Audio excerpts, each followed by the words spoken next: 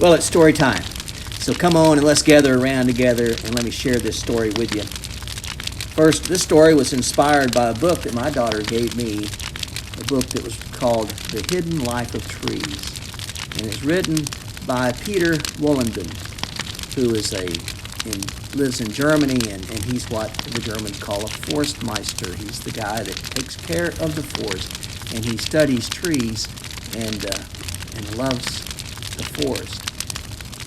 I took this book and then I wrote this little story that involves my grandson, my daughter's son, Sam, and because of his great love for the trees and the outdoors. Sam's now 3 years old.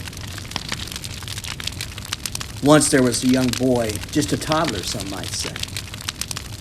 The boy liked to do what young children do. He liked to play with blocks, and he liked to play with puzzles. And he liked to build things and knock them down. He liked to play with his friends. His name was Sam. And he liked to do all these things, but Sam loved to go outside. Now, Sam liked to play in the grass. He liked to feel the cool wind on his arms and the warm sunshine on his face.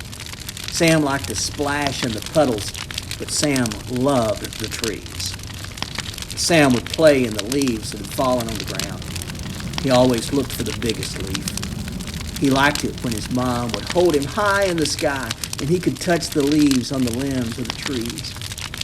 He'd become so excited just being near trees that he would run up and he'd hug the tree with a great big hug. Sam loved the trees. And the trees. Well, Sam would hug a tree and say goodbye. He'd walk down the path to go home. Sometimes Sam's mother would carry him home. While Sam was sleeping at night, the birds who lived among the trees would walk on the path. The deer would eat the leaves off the limbs of the trees. The bears would scratch their backs on the trees or dig their sharp claws into the trees to climb up for something to eat. The squirrels would gather nuts from the trees. It seemed that many of the animals took away from the trees, and the trees didn't like it much when the animals scratched them or tore off their leaves and limbs. But what could the trees do? And when morning came, Sam was excited to go back to the path and back to the trees. He wanted to walk on the path without wearing shoes, but no, his mother would say, your feet might get hurt. So Sam would wear his shoes. And still, when he got on the path, Sam would crawl. And he'd crawl on his hands and knees. And no one knew why Sam liked to crawl among the trees, but he did. Sam loved the trees. And the trees. And then sometimes Sam went for a walk with Grandma. He'd splash in the puddles and walk in the grass and crawl among the trees. When it was time to go home again, Sam would hug a tree so tight and then get into his stroller to go home for a nap. Grandma didn't know why Sam crawled among the trees, but he did. Sam loved the trees and the trees.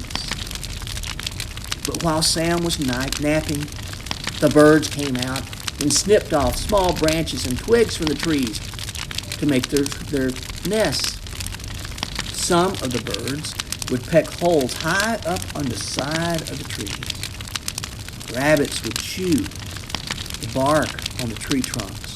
Sometimes the beavers would come and gnaw on the trees until the trees fell down. The trees didn't like it when the birds pecked, or the rabbits chewed, or the beavers gnawed them down. But what could the tree do? When Sam began to talk, he would ask to go outside. Every day he wanted to go to the path, splash in the puddles, walk on the grass, crawl among the trees. His mother asked him, why, Sam, do you like to crawl among the trees? Sam would say, I like to talk to the trees, and I hear the trees talk. And his mother was puzzled. And quietly she asked herself, do trees really talk? Sam was learning that trees do talk, but they talk very, very slowly.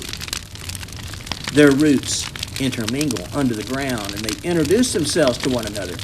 Hello, I'm an oak tree. Who are you? Well, I'm an oak tree too. Well, let's take care of one another.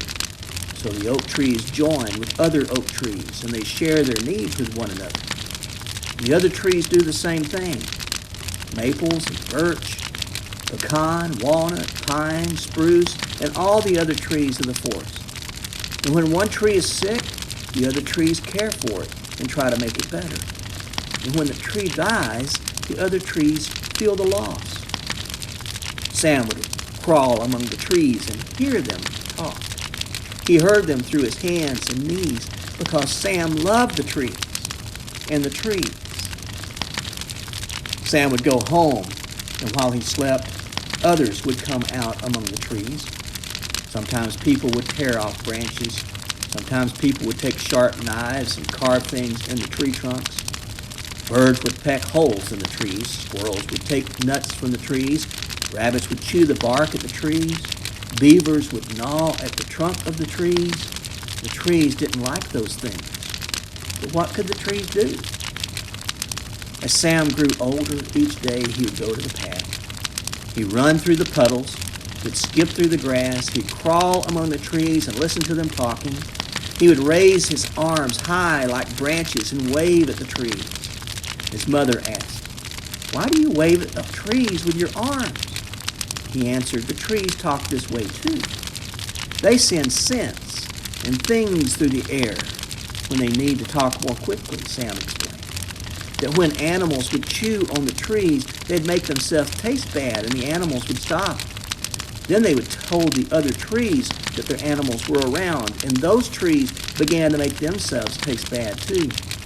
So then the animals would go away. Sam talked to the trees. He was their friend. And when it was time to go home, Sam hugged the trees very tight, waved his arms in the air, because Sam loved the trees, and the trees loved Sam. That'll be it for tonight. Good night. Stay safe. Stay healthy. Stay on the path. God bless you.